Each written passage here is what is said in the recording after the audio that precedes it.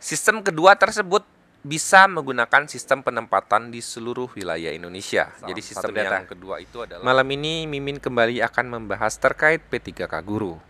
Sebelumnya Mimin membahas terkait PPG ya. Jadi hari ini Mimin akan membahas terkait P3K Guru terutama untuk kategori P1. Nah, sebelum Mimin bahas, bagi teman-teman yang baru pertama kali menyaksikan channel Salam Satu Data, jangan lupa untuk subscribe channel ini agar tidak ketinggalan informasi yang update dan terpercaya dari kami. Nah, malam ini ada sebuah headline terkait nasib guru P1 tanpa formasi, P3K masih digodok. Ada dua sistem penyelesaian dari pemerintah. Lagi dipersiapkan ya, lagi di mekanismenya mungkin lagi disusun.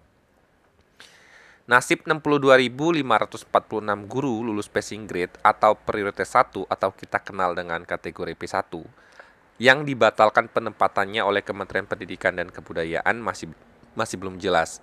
Nah, ini juga termasuk bagi teman-teman yang status P1 tetapi belum mendapatkan penempatan ya. Nah, ini masih menunggu setelah hampir 2 tahun menunggu ya. Beredar kabar akan ada dua sistem penyelesaian atau kebijakan yang akan ditempuh pemerintah dalam penyelesaian sisa guru prioritas P1. Nah, sekedar informasi bagi teman-teman, mulai kemarin itu sudah ada rakor ya. Rakor ada beberapa instansi daerah per tahap per batch yang diundang untuk menghadiri rakor ya. Yang untuk batch pertama ini lagi di Batam atau Riau kalau nggak salah. Nah, itu membahas usulan formasi P3K per instansi. Jadi memang instansi daerah diundang untuk membahas formasi P3K.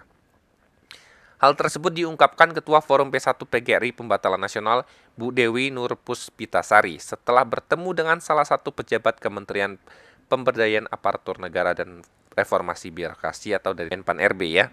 Sistem pertama yang ditawarkan adalah Kemenpan RB akan melakukan perankingan terhadap nilai yang sudah ada sebagai acuan. Menurut Bu Dewi kepada tim JPNN Group ya minggu kemarin. Menurut Dewi bahwa pada hakikatnya semua kembali kepada usulan formasi dari masing-masing daerah. Ini sudah jelas ya. Itulah kenapa Bu Nunu di JNKTK dan teman-teman Menpan itu sampai memperpanjang usulan formasi P3K Guru. Karena memang usulan dari daerah itu masih sangat minim ya. Masih belum mendekati 50% dari kuota nasional yang ditentukan. Dewi Nur Puspitasari mengungkapkan bahwa jika tersedia usulan formasi maka P1 akan bisa ditempatkan. Nah, ini sering Mimin bahas juga, maksudnya adalah ketika usulan formasi di daerah lebih banyak daripada yang lulus kategori P1 yang sudah lulus seleksi tahun 2021, maka sebagian besar atau semua lulusan kategori P1 akan mendapatkan formasi di tahun ini. Tapi misalnya kalau usulan daerah tahun ini lebih sedikit dari yang P1 lulus passing grade tahun 2021, maka tidak semua bisa ditampung ya. Atau bahkan bagi daerah yang tahun ini tidak membuka formasi sama sekali, maka dipastikan bahwa kategori P1 yang belum mendapatkan penempatan harus menunggu untuk periode berikutnya. Nah, ini PR yang cukup luar biasa.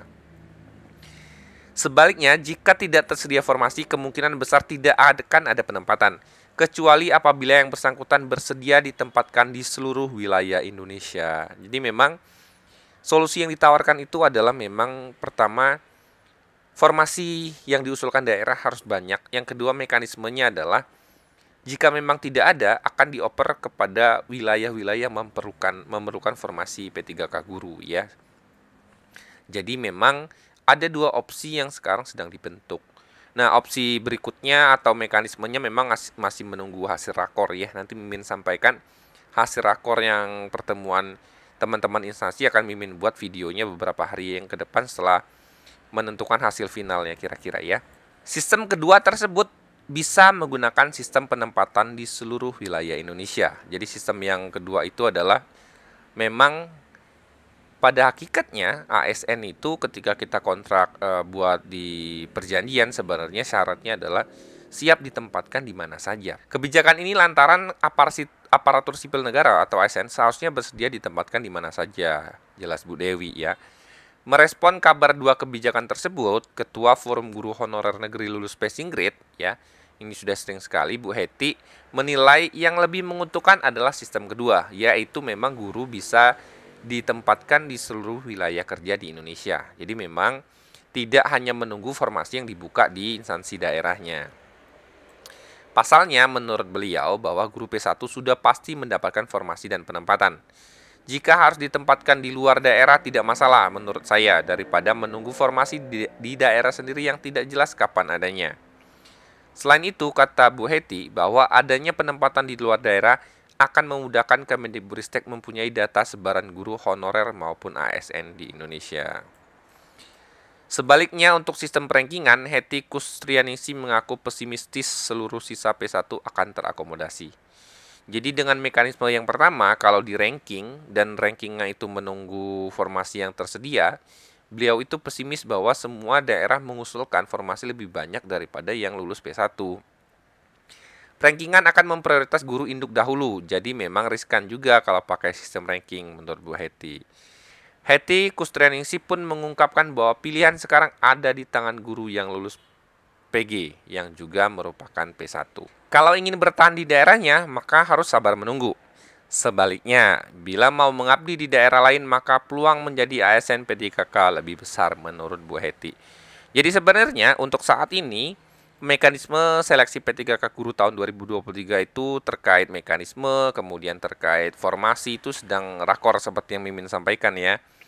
Kita tunggu informasi terkini terkait hasil rakornya yang sedang berjalan di minggu-minggu ini gitu ya.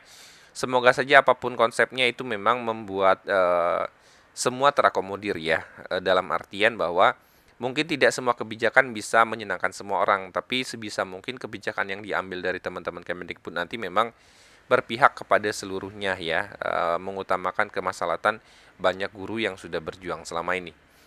Nah, semoga informasi yang Mimin sampaikan ini bermanfaat bagi teman-teman. Jika ada pertanyaan, silahkan komen di kolom komentar, akan kita bahas. Semoga informasi ini bermanfaat. Salam satu data.